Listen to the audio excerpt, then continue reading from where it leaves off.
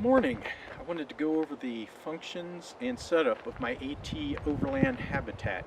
I'm not going to go over any of the camping gear, stuff like that. I just wanted to talk about and show setting up the Habitat, how easy it is, and talk about some of the pluses and minuses of the Habitat.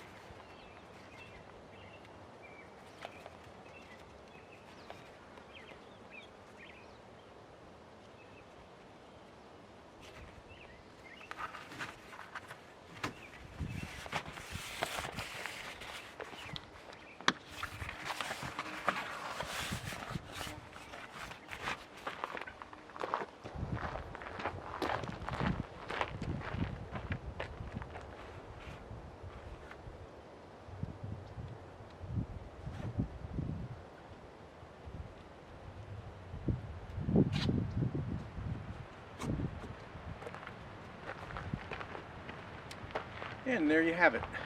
That was pretty much real-time setup there. It goes up quick and easy. It takes a little bit longer to get it down. Once you get the hang of it though, it's really fast. Alright, so let's talk about some of the benefits, some of the minuses of the AT Overland camper. The biggest one for me was I loved tent camping.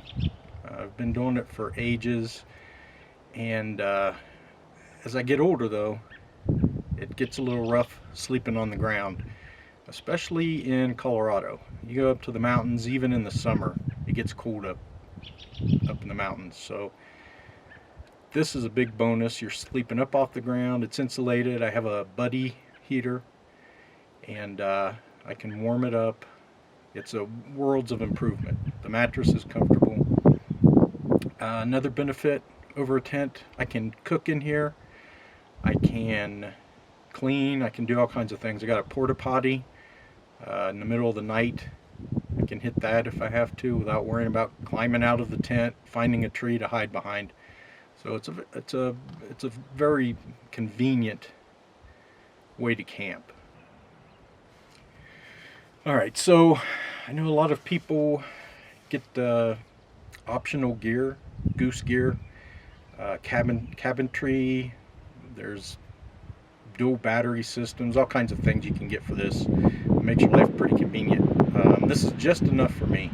I wanted to keep everything light, Part of the attraction of the Habitat was how light it is compared to something like a four-wheel camper.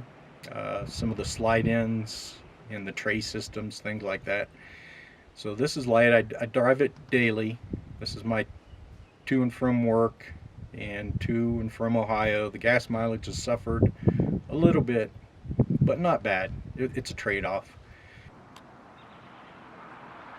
Something I'm pretty happy with is this little modification I did myself. I'm sure I'm not the first person to think of it. I just went to Lowe's Hardware, got some pipe insulation and put around these things to keep them from scratching my paint when I put the tent up and down. And here's a little thing to learn from my mistake. One day when I was putting it up, I left this side door up and open. The strap caught on that side door and ripped my awning. I'm pretty upset about that. That's the first real problem I've had with it. I'm going to get a patch kit and take care of it, but you know, you always hate to see these things. It's like the first dent in a new truck. This is just a brief look at the interior. That front there can be lifted, opens up into a screen. You get a real good cross flow of air when that's up. This is the window. This zips up and opens completely, or you can zip the upper part up and there's a screen. There's a good shot of the bed. This thing's roomy. You can sleep two people pretty comfortably. It's definitely long enough for a tall person. I'm 5'8", so plenty of room for me. And here's a good view of that window with the screen up. Camping in Colorado, it never gets too hot in here. There has been a few times at night, especially when I go back to Ohio, where I turn my fan on. But really, Colorado is perfect for this vehicle, for this setup. Here's a brief little look at the ground floor, the bed of the truck. These doors are very handy when you have your camping gear all packed and loaded. It makes it easy to access anything up front of the bed. Me being short makes it a little hard to get to stuff in the middle, but they're super handy. They're an option. You can get the camper without these doors, but I'm glad I did. I like putting them up. Gives it more air, more space, and makes things easier to reach. I got some firewood here in the back I need to get rid of. I've been hauling that around for a couple of weeks now. And we're having fire bans in Colorado, so it's not doing me any good.